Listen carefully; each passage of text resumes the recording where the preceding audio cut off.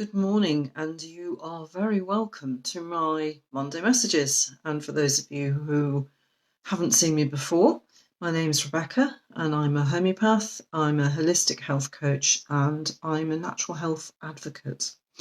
And part of my commitment to sharing as much as I can of the health tips, health methods, and ideas, thoughts, anything that I've found useful in my own journey to optimum health, and that I know has worked with the majority of my clients. Part of that commitment is to pop in here on a Monday and to share as many of those things as I think it might be useful to you on your own personal journey to optimum health in the physical realm, in the emotional realm, and in the spiritual realm. And hopefully all three of those, and when they're in sync, then we are really living our best lives.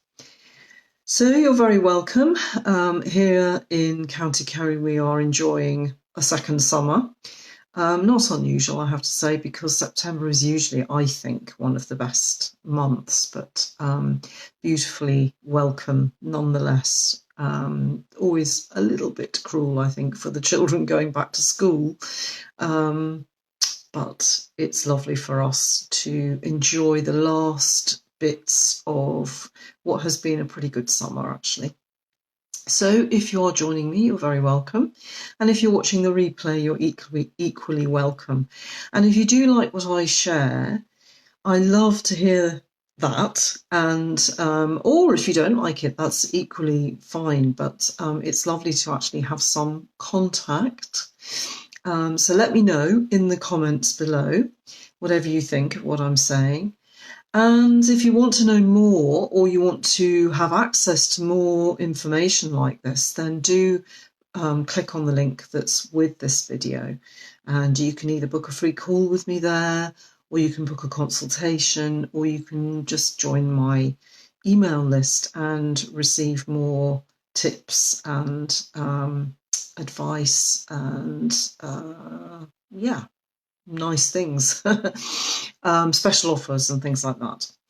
Okay, so last week I spoke about the importance of being able to connect in with our hearts and to actually take ourselves inside ourselves to reconnect with how we feel, and the importance of that at times, especially when we're trying to create something new in our lives, or whether we are just reconnecting, refocusing on our personal journeys through life, our paths, if you like.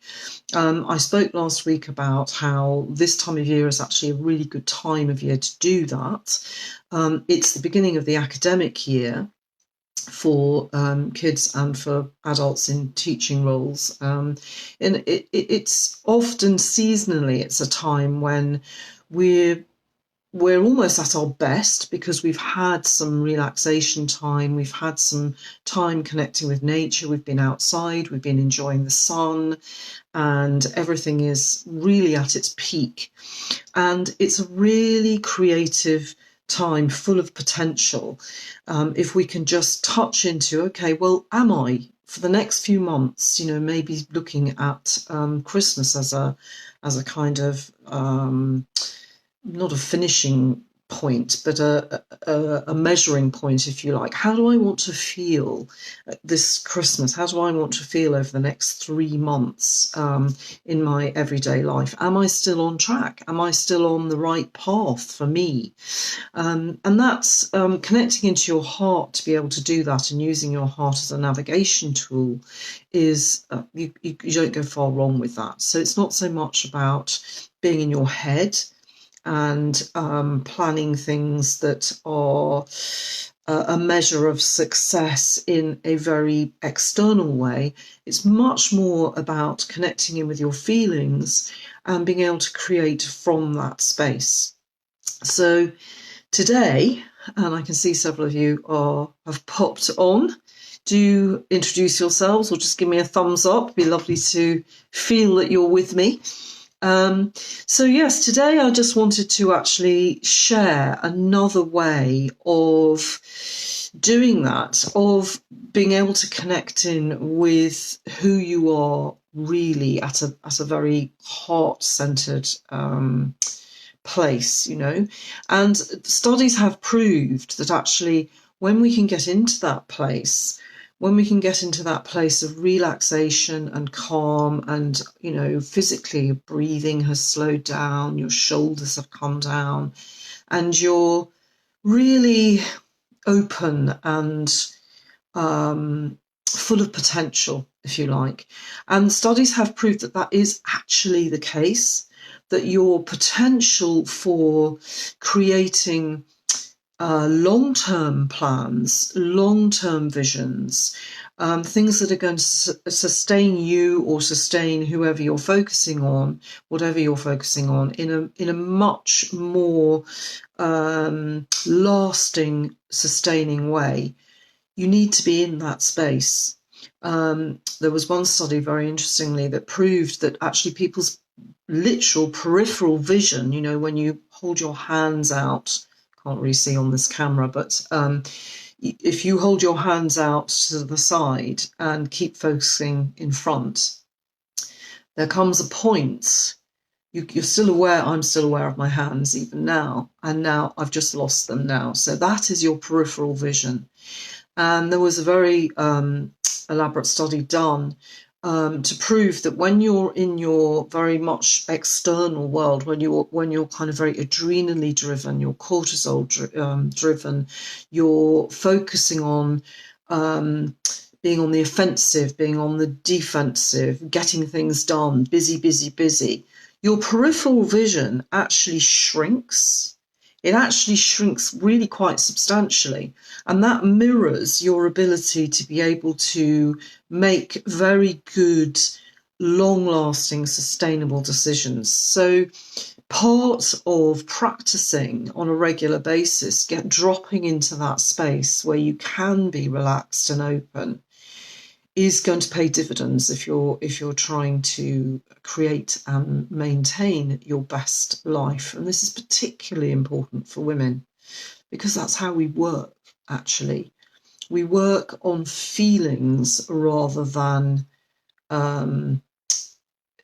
measuring things materially, if you like. So looking outwards, our journeys through lives and our journeys towards good health are very much based on how we feel inside about ourselves and about the whole world. So practicing that is a really positive thing.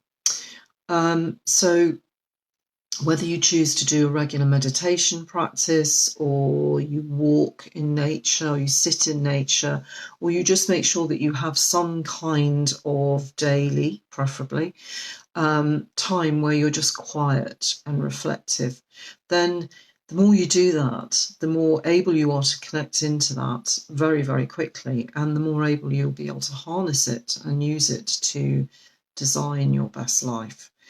So today I'm going to share another method of doing that. It also does a few other things as well. It helps us to get into that space, but it also helps to remind us of gratitude. It reminds us of the people that we maybe need to be grateful of in our lives, and also grateful for the fact that we also give back. So you will need a piece of paper and a pen for this. So you might not be able to do that do it alongside me, but do it when you have a quiet moment.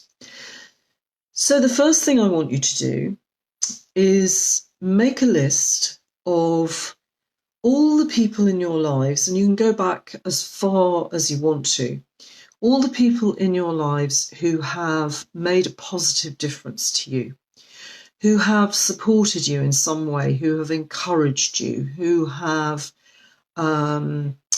enabled you, if you like, to take that next step, whatever it might have been, or have just enabled you to feel good about yourself, to know that everything's okay.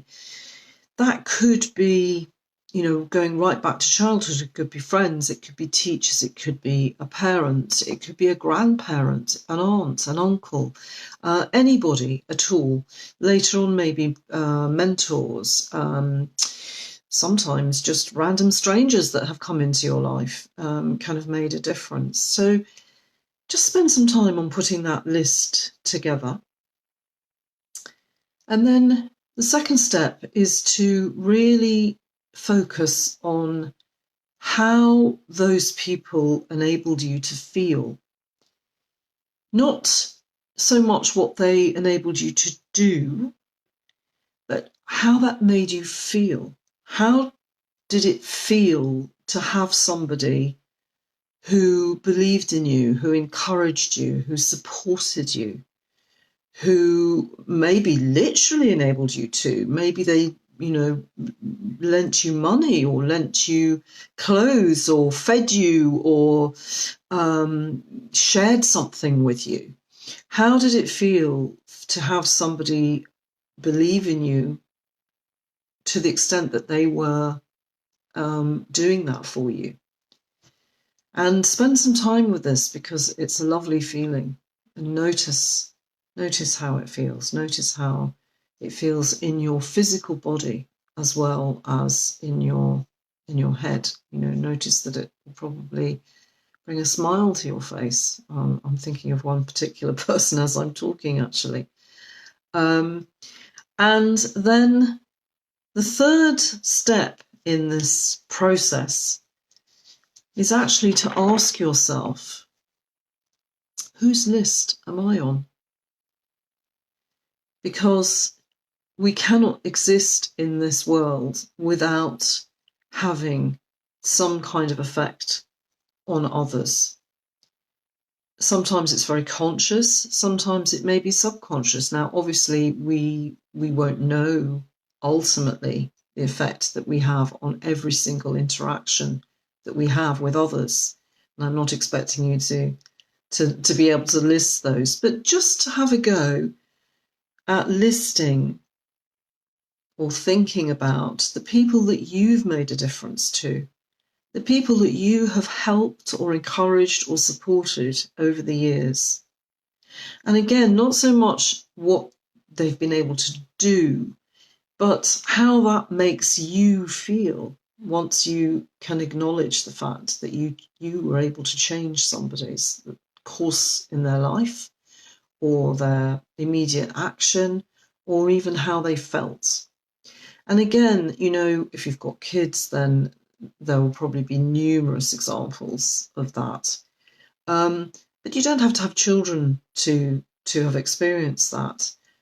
Helping people in the street, helping people you don't know, giving them directions, literally. A friend, how many times have you given a helping hand to somebody? How many times have you cooked for somebody? How many times have you lent things to, shared things with? Just spend some time focusing on how much of a difference you have made to somebody. One of my favourite films, I don't know if you know it, is It's a Wonderful Life. It's a classic film. And of course, the whole premise is based on an angel showing the protagonist what a difference he has made to people's lives, and also when those people's lives all slot together, what a difference it makes to the whole town, the whole feel of the town, and how people behave, how people respond to each other. And it's not an exaggeration. We do all have that effect on each other. We are meant to collaborate.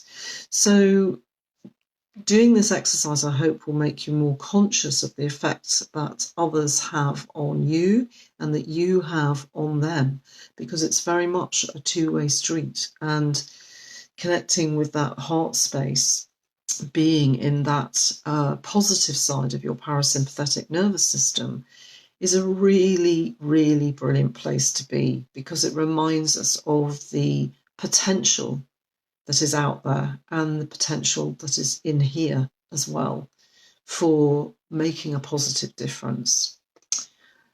So I hope you enjoy that exercise. I hope that you get a lot from it. I got an awful lot from it when I first did it, and it's still something that I revisit if I'm feeling a little bit down in the dumps and feeling a bit like so nothing I do really makes a difference. So doing something like that really helps me to get back on track. So I hope it does the same for you. Do let me know how you get on. As ever, I'd love to hear from you. And good morning, Marion. You're very, very welcome. Sorry, I missed your good morning there. Lovely to see you. I hope that you enjoy that exercise. Maybe you've done it before, I don't know. And yeah, Marion's saying thank you. Okay, have a brilliant, brilliant week and enjoy the September weather wherever you are, and take care of yourselves. Bye.